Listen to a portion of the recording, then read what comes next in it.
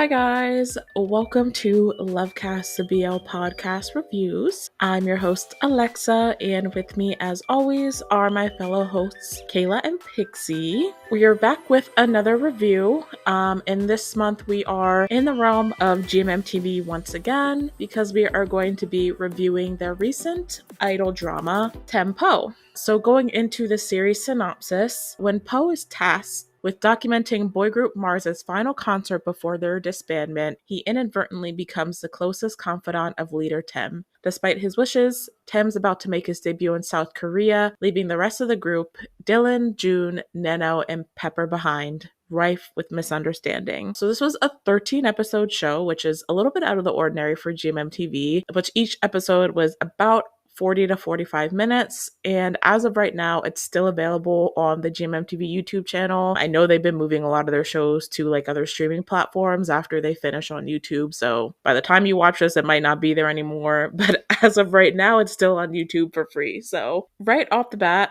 I will say I was like very attached to the show while it was airing.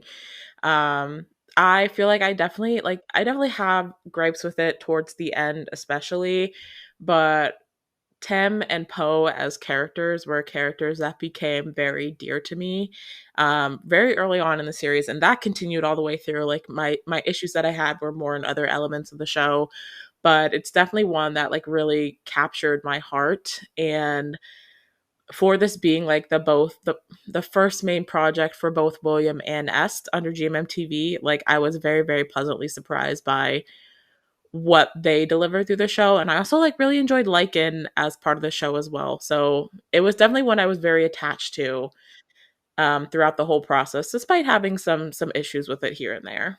I really love the concept of them doing a show from about like idols and idols falling in love and stuff. Um, I I actually was the other way around. I had some issues with the beginning and not so much at the end. I think for me at the beginning, like I liked watching it. I was watching it while it was airing, but I felt that it was a little bit slow. It felt a little bit like quest giving. It felt like a game. You're like you get a quest, go like get better relationship with that person, get better relationship with that person, get better like you're collecting members. It felt like the setup felt And it very, kind of is what it was. yeah, but I'm just like, what was really the point? It felt a little forced. It didn't feel very realistic to me, how it just like you had to like pick one person with you from each episode basically. Yeah, it felt like there was like a lot of like mini plots within the bigger plot, and it just it it didn't flow. I think that's where my issue was. It didn't flow well, but I still liked it. I really, really enjoyed the show, and I it was one of the highlights of the year. Mm. Your point about not liking how it was kind of like collecting all the members and how it was kind of like a game, that's actually the part of the show that I liked. um, because I felt like I just really liked like watching and seeing all their individual points of view play out, and like getting to like understand why so and so left, what was going on with them internally, how they felt about Tem leaving. Like that was the part of the series that I was the most engaged in, is how each episode was basically dedicated to one member for a minute there. And I think it also was really cool seeing like Tem's role in not Tem, Poe's role in everything, because he's like getting weirdly close to this group that he really shouldn't have like any relationship with outside of the business one. And just like seeing how the personal and professional are like meshing together between them. I really liked that aspect of it. But I think my issue with the show is that I felt like it was very predictable in a fan fiction-y way. Like, I've read so many fan fictions, I've written so many fan fictions about, like, a group breaking up that it was kind of like I don't know if it felt, like, overdone or if it was, like, too idealistic. I don't know if I wanna say it was too idealistic because, I mean, like, it's BL. Like, it's gonna be idealistic in the first I guess just, like, the way that everything wrapped up in the end, I kind of had the same thought as Pixie of what was the point? No, I agree that that was my biggest gripe in the end was I feel like the whole thing with like the CEO coming around in the end and like letting them go be what was their band called? Mars, that's what it is. Mars outside of the company. Like it felt like yeah, like you said, I don't want to say too idealistic. To me, it kind of felt like, especially in the last like 2 to 3 episodes, they really were trying to like pigeonhole in finishing that plot, if that makes sense. And the way that they did it was like the whole concert setup and like them creating all of this plan only for it not to work. But then the CEO was like, I don't know, the whole like she was rooting for them all along anyways kind of pissed me off. Um and I don't know, yeah, it just felt like it resolved in a way that like I wasn't that's the part that I wasn't super satisfied with was like the whole resolution with Mars and like Tem fighting to keep the group together and then the group fighting to keep Tem with them and then the way the resolution just came about. I mean, like I'm glad they got to stay together as Mars in the end cuz that's what they wanted, but something about it like with the way the CEO played into things just like felt, I don't know. It didn't land well with me in terms of like writing, I guess. It just felt like a little bit it almost felt to me like GMMTV was like, this company is like us, like fictional us. So we have to make sure this company doesn't look terrible in the end. So the CEO was actually rooting for them all along, even though she did all this terrible shit to them all throughout the show. She was so manipulative, like, even when they tried to make her sympathetic at the end, I was like, "I don't like you." Yeah. Like, she caused so much unnecessary suffering for Tem specifically, since he Mm-hmm. ended up Yeah. being, like, the middleman who was taking care of all their business, so I never liked her. I really didn't. Yeah. Yeah. No, I that's the part that like really didn't mesh well with me towards the end of the show.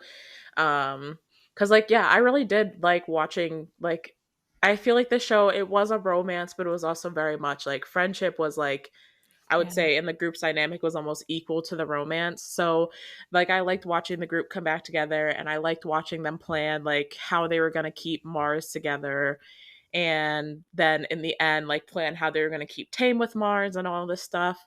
And so like that part was really like enjoyable for me to watch. I really liked seeing the group dynamics and then that was just the one episode of like the group dynamic side of things and the music side of things that like just didn't, I don't know, it just kind of I don't want to say took away from the gratification of Mars getting to stay together at the end, but it might just be something about it just didn't sit well with me personally, and I can't really put my finger on it. But yeah, I don't know.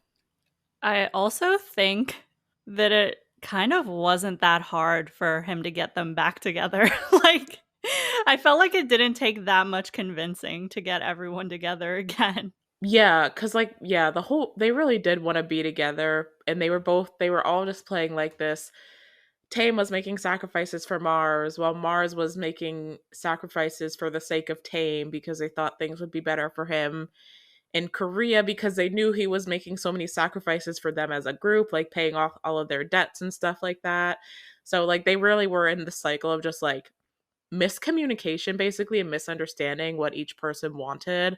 And so then like, Poe coming in as the outsider looking in almost and being able to see like if they were kind of just being silly, like not being open with each other, like it almost like yeah, like that. I feel like that's why it was so easy for them to come back together because like they never wanted to be apart to begin with. But Yeah, no, it Yeah. does feel like, Mhm. I mean, that's why I kind of like that they had like the second arc of them having to fight to like the whole deal they made with the CEO if they topped the charts, and then it turned around to them trying to plan to keep Tame together. So like they had different like arcs of Mars Mhm. within like trying to keep them together in different ways, basically. I also just felt bad for everyone.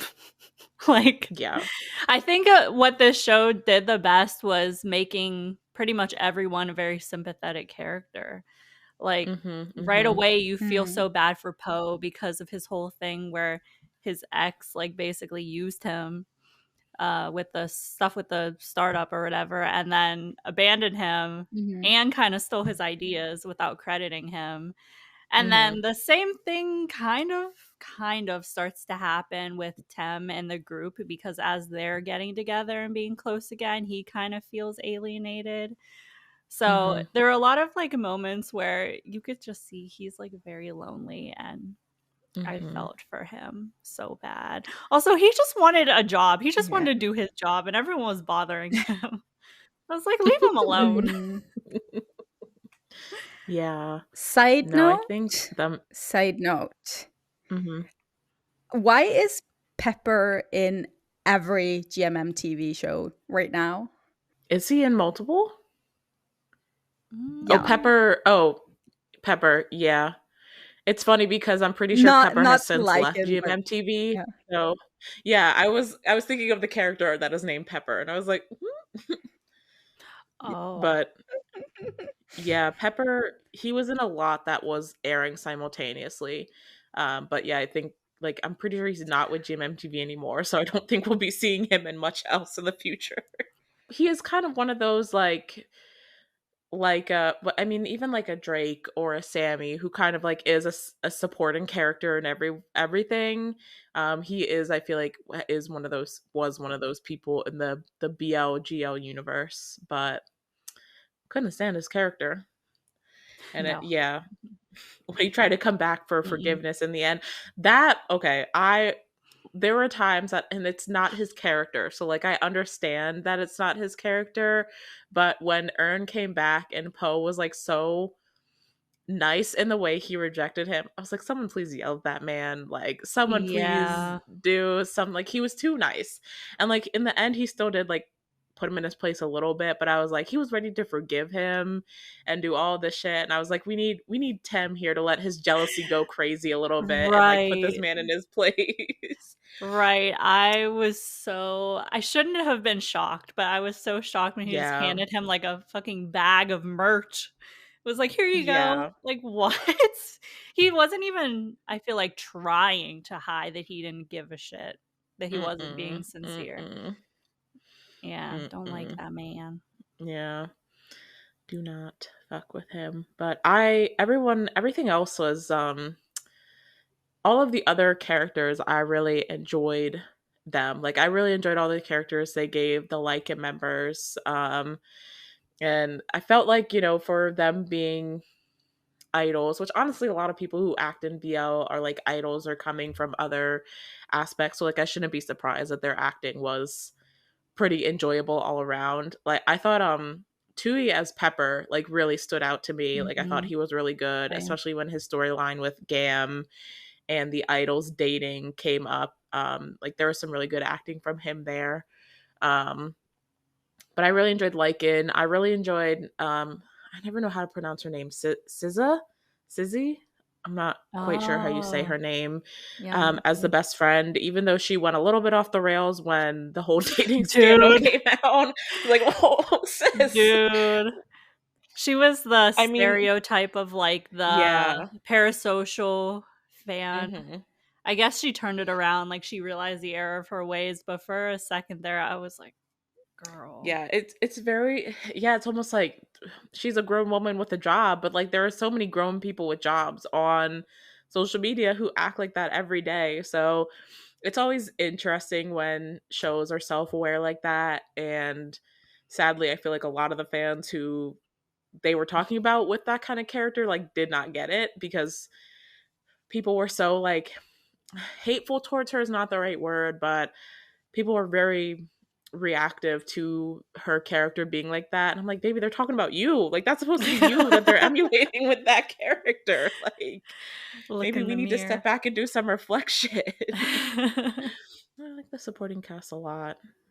Same. And obviously for me, as like a slow burn romance enthusiast, Tam and Poe's like romance line really, really it worked for me. I know some people were frustrated with the fact that, you know, they didn't say outright like where they were in their relationship and stuff like that. I know that was one of the big criticisms, which I understand. But I don't know, I was really taken with them kind of just like inherent's not the right word, but like understanding where the other person was in the relationship without necessarily needing to say it. But at the same time, like I understand why having a clear, like, not even necessarily a discussion, but I guess having a clear establishment of the relationship can be important. But I just kind of like Mhm. them kind of just like naturally progressing into this space where like Mhm. Tame has already basically moved in before they even say the word boyfriends to each other. But I don't know. I Yeah. really I like the slow burn and them kind of like walking alongside each other. That was the metaphor that they used a lot. Mm.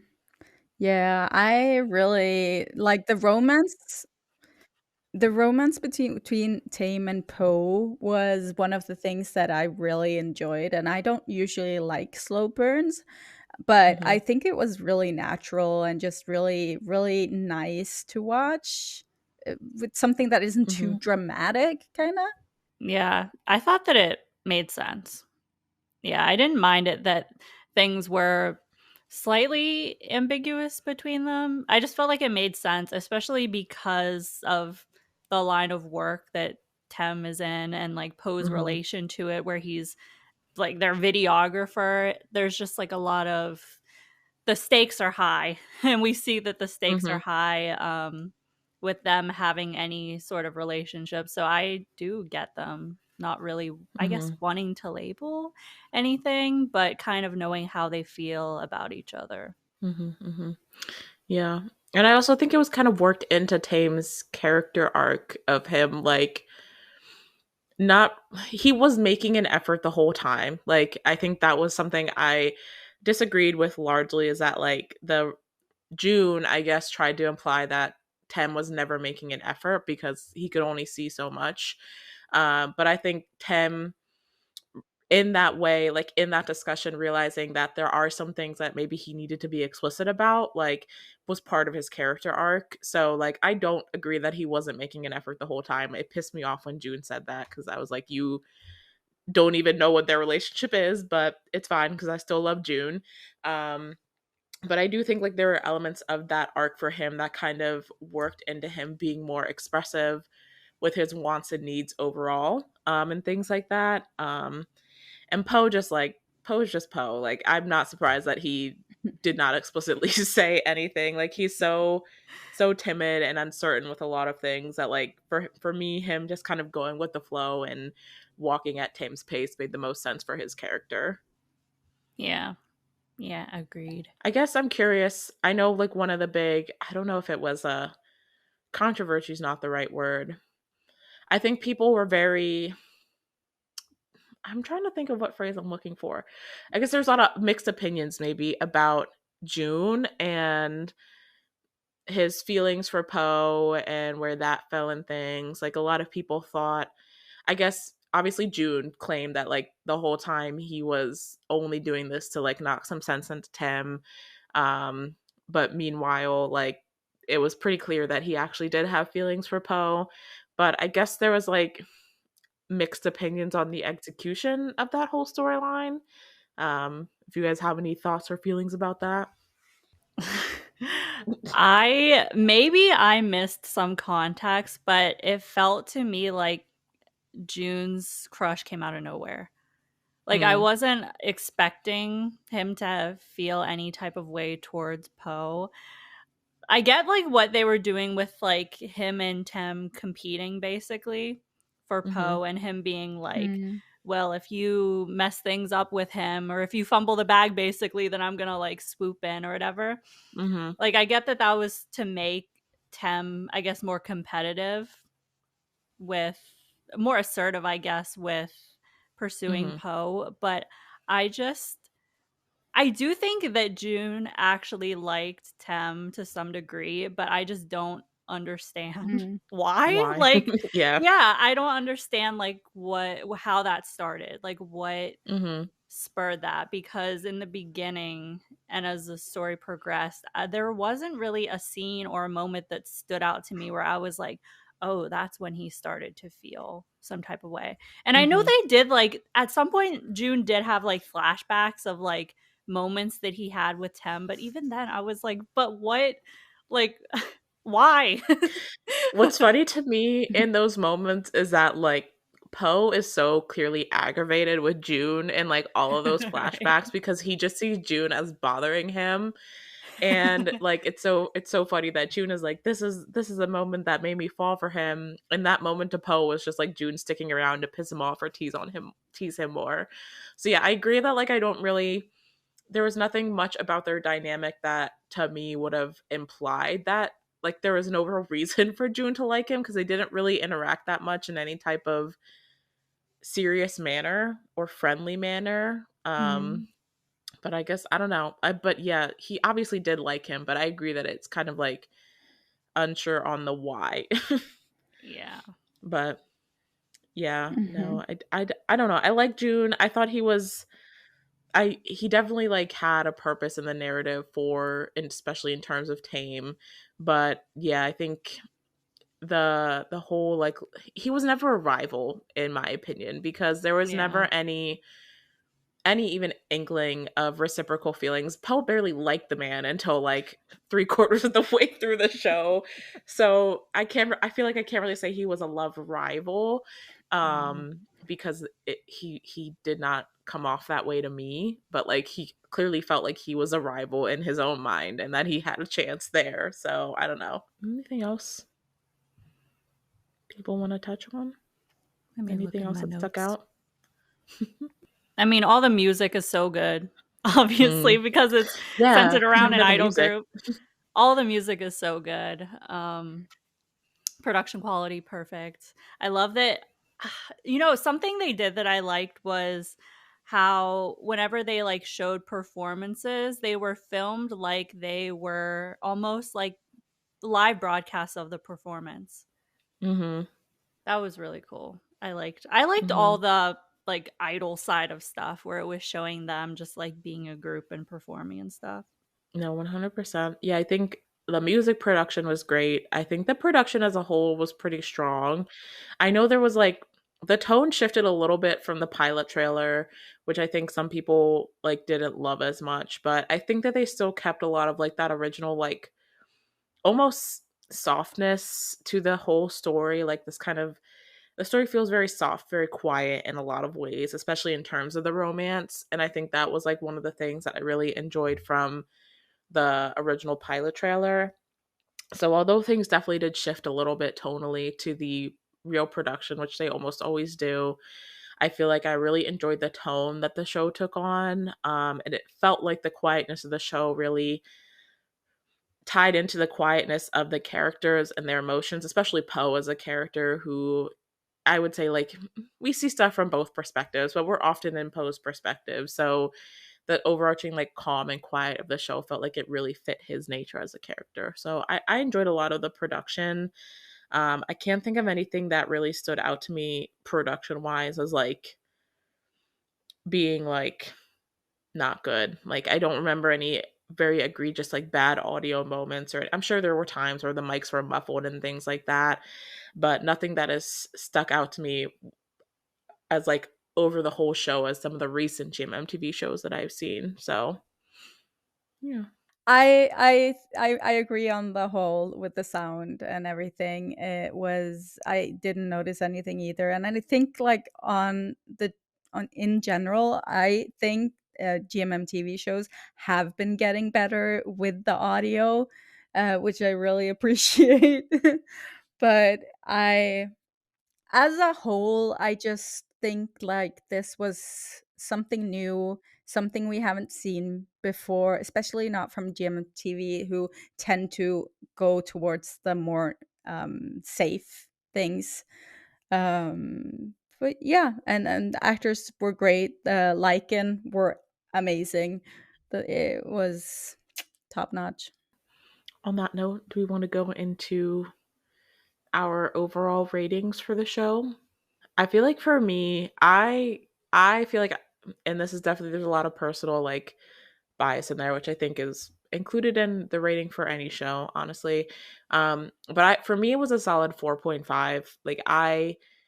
Like I said, like my main quips were towards the end and how some of the storylines were wrapped up in that regard. But I love the romance. I love the music. I thought the production was really strong, and I really connected with like Tim and Poe as the lead characters, and connected with a lot of the supporting characters too. And it's like one of the better things that I've watched so far this year. Like I would put it up there. We're only like a quarter of the way through the year, but I guess a third of the way through the year. But I would put it pretty high up there for shows that I've watched so far in 2025. So I would sit it at a solid 4.5 for me.